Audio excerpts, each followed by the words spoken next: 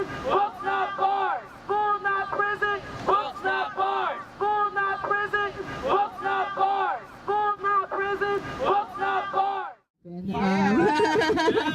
My name is Holly, and most of you know I work with Canvas for a Cause.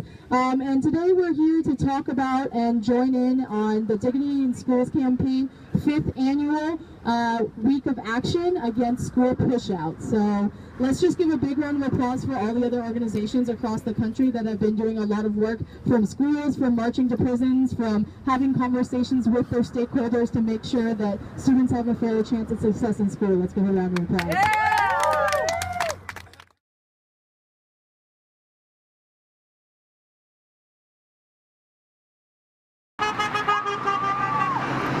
The prison pipeline has got to go, hey, hey.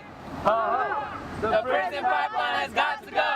I want to thank those who organized this rally today. You know, I know you probably think it should be a crowd out here, given the crisis we face in California. And you're absolutely correct. But I always have to remind folks that it only takes a few people to continue and to consistently raise the issue, to make it an important issue for people to stop and to look.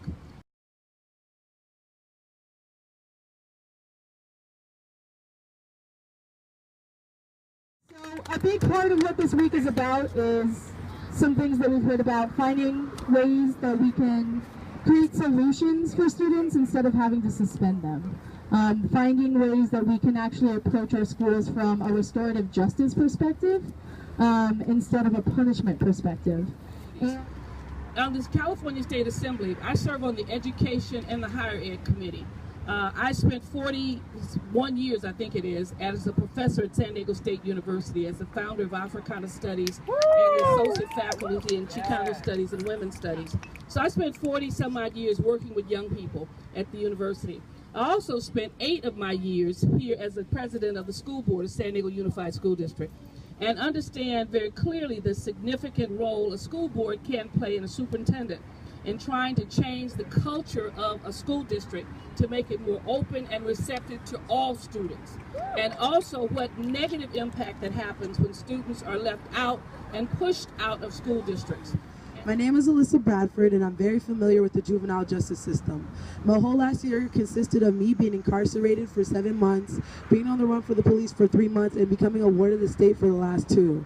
As to what circumstances contributed to my time in juvenile hall was a lack of support and resources in my community and school during a crucial stage of my life. What I see now looking back is that schools, especially schools in lower income neighborhoods serving a larger population of people of color, are lacking programs before, during, and after school that target at-risk youth, that offers motivation, support, and guidance to encourage them that there is a better and brighter future than what you see in your surroundings.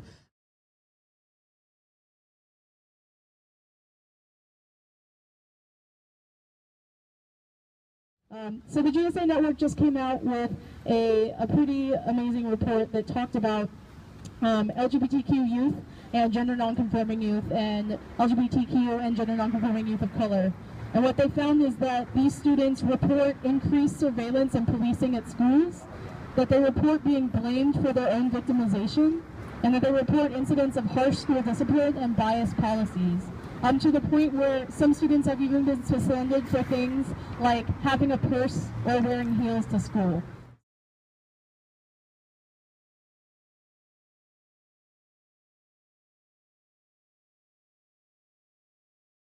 I wrote this, I grew up in Los Angeles. I'm not from San Diego, but I grew up in LA. My father was incarcerated for most of my life, and recently he was actually deported, which is another form of police terror against communities and family members. That's a huge problem in this country as well.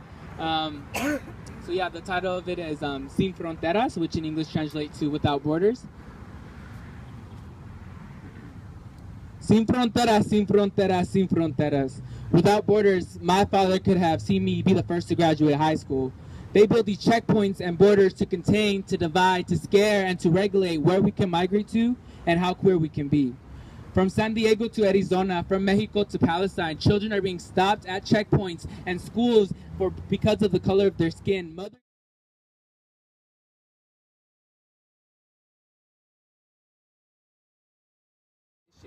Those in our schools always want to have in their bag the ability to expel students, to threaten students.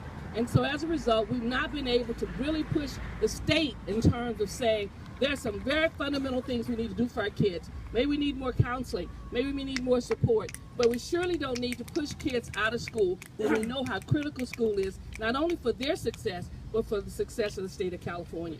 Every dollar we put into prison, we take out of schools. It costs us $60-some thousand a year to keep a prisoner, only $9,000 to keep a person in school.